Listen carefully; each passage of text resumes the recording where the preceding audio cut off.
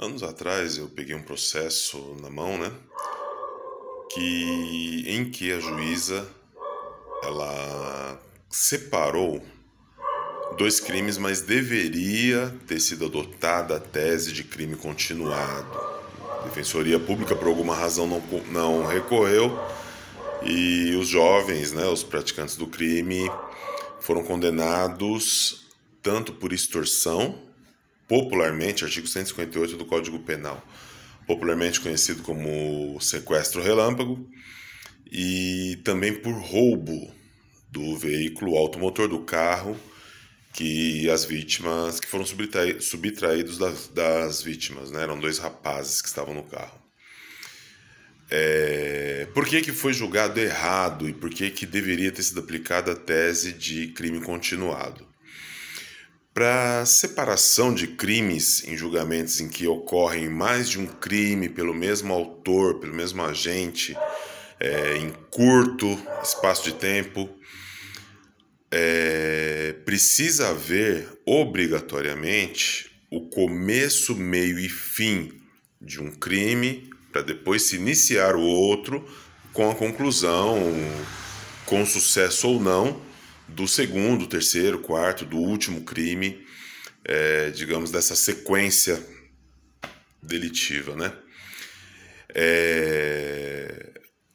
No caso do julgamento desse crime que foi julgado, os jovens iniciaram a extorsão colocando as duas vítimas no banco traseiro do carro. Isso foi de madrugada e fizeram compras, usaram o cartão de crédito das vítimas e na tarde, no final da tarde, ou seja, ficaram ali coisa de algumas horas, né, 8, 10 horas, com as vítimas em poder deles, andando para lá e para cá pela cidade, enfim. Quando foram libertar as vítimas, levaram o carro embora. Só que, para que esse crime seja julgado em separado do primeiro crime, seria obrigatório que houvesse nesse exato momento a inversão da posse, o que não ocorreu. Então, o Ministério Público, a Defensoria, deveria ter recorrido por conta do julgamento ter sido julgado errado, digamos, e a juíza não deveria ter aceitado a separação desses crimes no seu julgamento. O crime, quando ele tem começo, meio e fim, significa que a vontade do autor foi concluída, né? E aí, consumando o crime, a vontade foi bem sucedida. E aí depois ele teve uma outra decisão de cometer o segundo crime. É difícil, mas não ocorre no caso de latrocínio, que ele já traz dois crimes unificados, independentemente da vontade do autor. Na maioria dos casos, não vou dizer na maioria, mas em alguns casos, né, a ideia do autor seria só o roubo.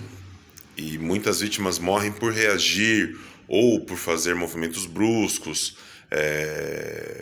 Às vezes um susto que o autor toma acaba disparando porque ele já está com o dedo no gatilho.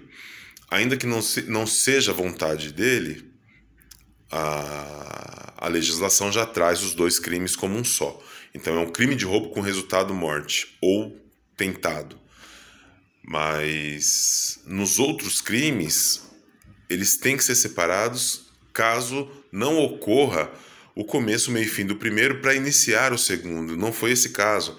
Eles já estavam na posse do veículo durante o primeiro crime. Então é um crime continuado. Independente de como vai ter o desfecho, se existe uma sequência com o mesmo crime ainda ocorrendo, porque a extorsão se deu ao longo do dia, o julgamento foi errado, a defensoria deveria ter recorrido. Por isso que, às vezes, é importante você ter um advogado particular que vai se atentar a esses detalhes e vai entrar com recurso com grande chance de ser bem sucedido.